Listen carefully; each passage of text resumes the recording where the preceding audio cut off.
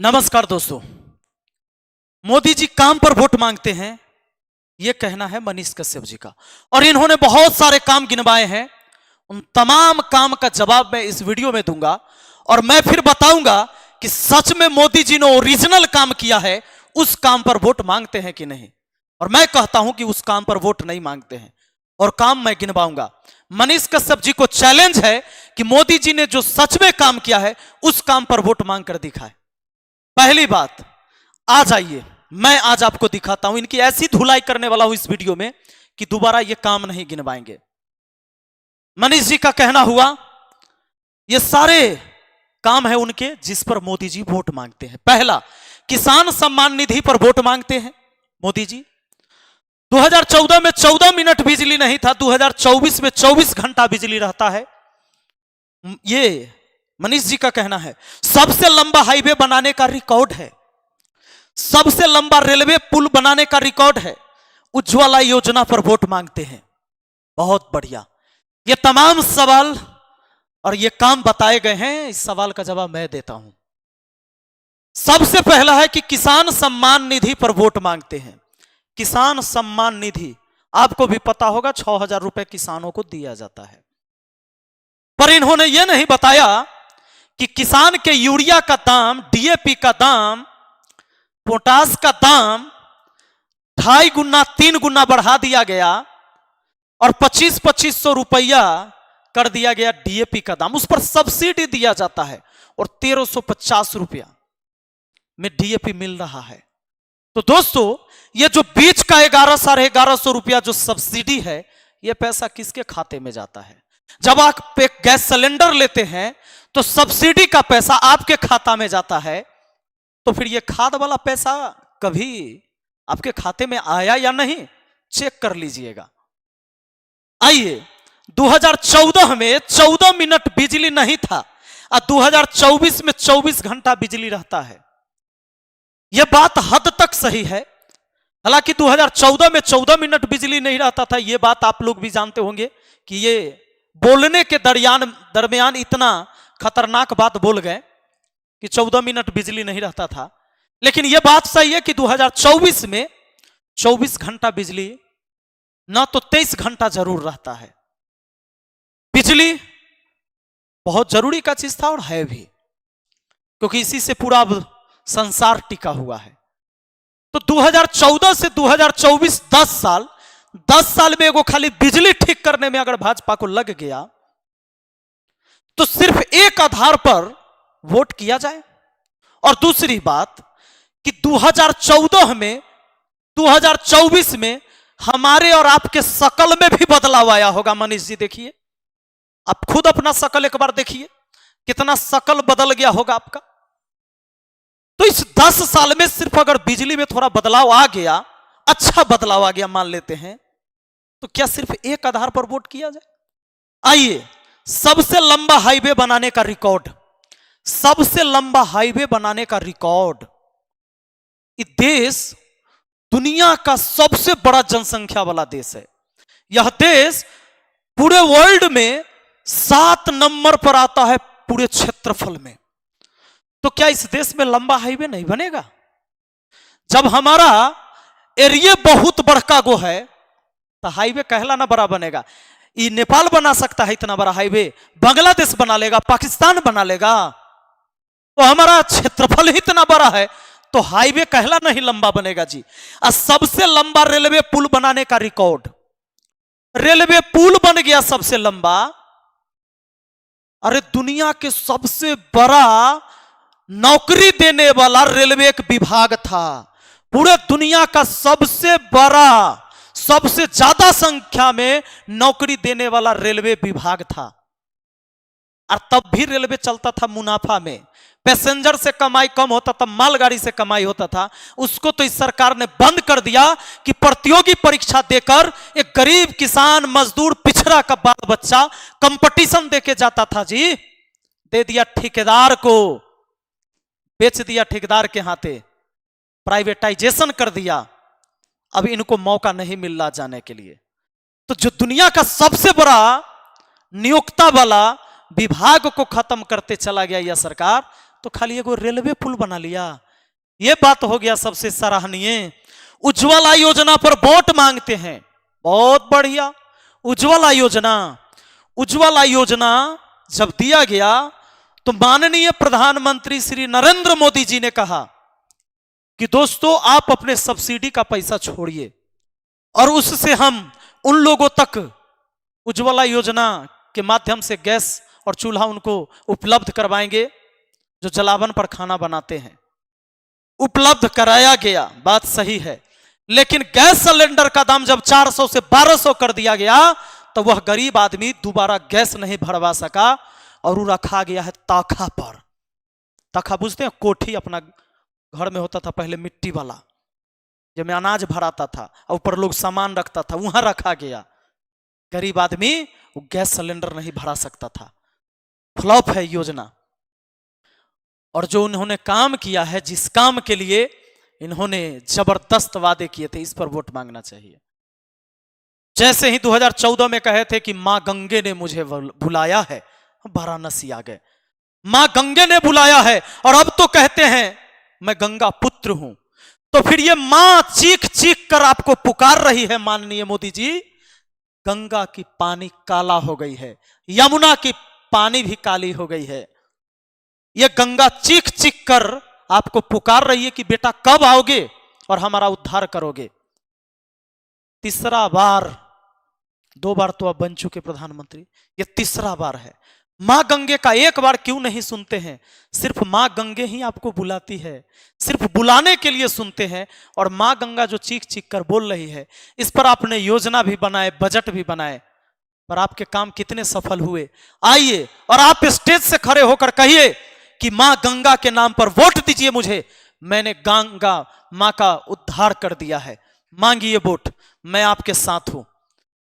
आतंकवाद और भ्रष्टाचार को समाप्त करने के लिए नोटबंदी, 98% वोट बदले गए। आतंकवाद और भ्रष्टाचार को समाप्त करने के लिए हमारे माननीय प्रधानमंत्री नरेंद्र मोदी जी ने कहा, रात के 8 बजे आए और सीधे कह दिए कि आज से, कल से यह प्रचलन में नोट नहीं रहेगा। कौन नोट? 1000 और 500 के नोट नहीं रहेगा, ताकि जो पैसा बैंक में ना जमा करके जो व्यक्ति पैसा संदूक में भर के रख ले होगा, जमीन में गाड़ के रख ले होगा, घर में रख ले होगा, अलमारी में रख ले होगा, गोदरेज बाथरूम जहां भी रखे हुए होगा, वो पैसा वहीं के वहीं डिमोनिटाइज हो जाएगा, चलन में नहीं रहेगा वो पैसा। और उस पर हमला हो गया। लेकिन आप जानते हैं 98% नोट बदला गया। जब 98% नोट बदला गया तो लगभग 100% है जी। और जब पैसा बदलाइए गया तो कैसे आतंकवाद और भ्रष्टाचारियों पर ये हमला हुआ, बता दीजिए मुझे। हमारे पास अगर 5 करोड़ था, 5 करोड़ गए, 5 करोड़ के 5 करोड़ मेरा बदलाइए गया, तो फिर कैसे भ्रष्टाचारियों के ऊपर हमला हुआ? मुझे बताइए। 98% नोट बदले गए, जबकि इसके चक्कर में 61,000 करोड़ रुपए का नुकसान हुआ इस देश को। और दोस्तों जानते हैं हमला किस पर हुआ? 35 लोग मारे गए इस नोटबंदी में लाइन में लगकर खड़ा होने के वजह से और भगदड़ होकर कुछ लाने के वजह से। और हमला किस पर हुआ जानते हैं? भ्रष्टाचारियों पर नहीं, हमला हुआ आम जनता पर। 4 महीने में 15 लाख नौकरियां गई। Centre for monitoring Indian economy CMIE ने अपनी रिपोर्ट में कहा कि केंद्र सरकार के इस फैसले के बाद, नोटबंदी के बाद अगले 4 महीने में 15 लाख लोगों की नौकरी चली गई। रिपोर्ट में कहा गया कि अगर यहां 15 लाख होगा, 15 लाख लोगों की नौकरी चली गई। रिपोर्ट में कहा गया कि अगर 4 आश्रित लोगों पर एक इंसान कमाई करने वाला है तो 60 लाख से अधिक लोगों के मुंह के रोटी का निवाला छिन गया। अगर घर में एक आदमी कमाने वाला है और 4 आदमी का भरण पोषण हो रहा है उस पर, एक का नौकरी गया तो 4 लोग उससे प्रभावित हुए। इस तरह से कहिए कि 15 चौके 60 लाख लोगों के रोजी रोटी पर ताला लगा दिया गया। इन पर असर पड़ा। तो सरकार कहे कि मेरा यह फैसला सही था और मैंने जो नोटबंदी किया था काहे न मोदी जी स्टेज पर खड़ा होकर बोलते हैं कि नोटबंदी मेरा सही फैसला था और ये इतना बड़ा सही फैसला था कि देश का ग्रोथ बढ़ गया और इस आधार पर मुझे वोट कीजिए। है ताकत मनीष बाबू? मोदी जी को यह बात कहने का ताकत है? आइए, लॉकडाउन याद है ना? लॉकडाउन कि भूल गए हैं? लॉकडाउन लगाया गया। एक ऐसा फैसला था जो सीधे कह दिया गया कि आज से लॉकडाउन, जो जहां है वहीं पड़े रहे, घर में है तो घरे में रहे, बाहर है तो बहरे रहे, कोई रास्ते पर ना निकले बाबू। जो बाहर में कमाने गया है वहीं रहे, जो गांव में है वहीं रहे, क्योंकि निकलना है ये नहीं है।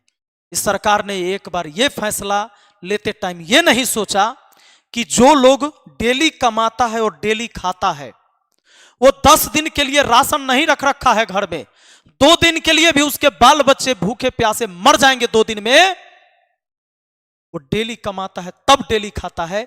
चाहे वो रिक्शा चलाने वाला, ठेला चलाने वाला, सब्जी बेचने वाला, जूता सीने वाला या मजदूरी करने वाला व्यक्ति, जो डेली काम करता है तब डेली उसके परिवार चलते हैं। सरकार ने सीधे कहा कल से घर से निकलना बंद। और क्या लॉकडाउन हुआ? लोग रुके? इस फैसला को लोगों ने माना? नहीं मान पाया और यह सफल हुआ। लोग निकल लिए, बीमारी से तो कम लोग रास्ते में दम तोड़ के मर गए, भूखे प्यासे। देख रहे हो ये सीन, याद है क्या? याद है कैसे एक बच्चा इस अटैची पर और एक महिला, बूढ़ी महिला खींचते हुए इस बच्चे को, क्योंकि रोड में चलने के लिए कोई गाड़ी नहीं थी, और ऐसे दिल्ली से सफर बिहार तक के, दिल्ली से यूपी तक के, गुजरात, महाराष्ट्र, हरियाणा, पंजाब, कहां कहां से लोग न चल दिए। कोई खेतों में कहीं मर गया भूख प्यास से, कोई टैंकर के अंदर मर गया, कोई रेलवे लाइन पर कट के मर गया। तो यह सरकार कहे कि लॉकडाउन मेरा सही फैसला था, मैं इस आधार पर वोट मांगता हूं ना, कभी नहीं कहेगा। मनीष बाबू जो काम गिना रहे सरकार के, इस काम को गिना दीजिए। ये बड़े बड़े काम सरकार ने किए हैं, इस काम को आप नहीं गिना सकते। आइए, और आप जानते हैं इस लॉकडाउन को लगने से क्या हुआ?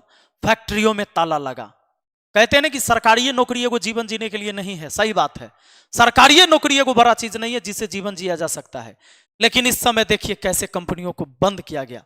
कोरोना काल में भारत में 1.89 करोड़ वेतनभोगी लोगों की गई नौकरियां, CMIE का रिपोर्ट है। Centre for monitoring Indian economy, CMIE ने कहा कि इस साल सिर्फ जुलाई में करीब 50 लाख वेतनभोगी लोगों ने अपनी नौकरियां गंवाई है, जबकि अप्रैल से अभी तक 1,89,00,000 लोगों की नौकरियां चली गई। यही हाल नोटबंदी में हुआ और यही हाल कोरोना के समय लॉकडाउन में हुआ। सरकार ने सीधे फैसला सुना दिया कि घर में रहने वाला घर में रहो, लेकिन उसने ये ना सोचा कि घर में रहेगा तो भी भूखे मर जाएगा, इसलिए मजबूरी में वो बाहर निकलेगा, और बाहर जब निकलेगा तो पुलिस उसको डंडे से मारेगा। हद हो गई। सिर्फ इतना बात कहा जाता कि भैया ये छुआछूत की बीमारी है, लोगों को डिस्टेंस में रहना चाहिए, आप डिस्टेंस बना लीजिए, ये बहुत भयानक बीमारी है। लोग डिस्टेंस बना लेते, और आपको अगर घर जाना है तो ट्रेन की हम सुविधा देंगे, आप ट्रेन में बैठ के जाइएगा और डिस्टेंस बना के जाइएगा। एकाएक भगदड़ नहीं होता। ये जो भगदड़ हुआ और लोग जो इतने मारे गए, हाथाहाथ हतोत्साहित हुए लोग, ये नहीं होते दोस्तों। लेकिन फिर भी वोट मांगा जाता है किस बात पर? देखिए, मंगल सूत्र के नाम पर, कि मंगल सूत्र गर्दन से निकाल लेगा विपक्षी पार्टी आ गया था। भैंस के नाम पर वोट मांगा जा रहा है। अब तो बात टोटी तक आ गया है कि आएंगे तो नल के टोटी भी खोल लेंगे, ये पानी पीने तक नहीं देंगे। इस पर वोट मांगा जा रहा है। मैंने जो काम बताया है, आदरणीय प्रधानमंत्री जी, आप अपने इस काम के ऊपर कभी स्टेज से बोलकर और वोट मांग कर दिखाइए। और मनीष जी, मैं आपको चैलेंज करता हूं कि मैंने जो काम बताया इस काम पर एक बार कहिए कि ये सारा डिसीजन सही था इस सरकार का, मैं मान लूंगा आपको। मिलते हैं फिर अगली वीडियो में। Thank you. जय हिंद, जय भारत।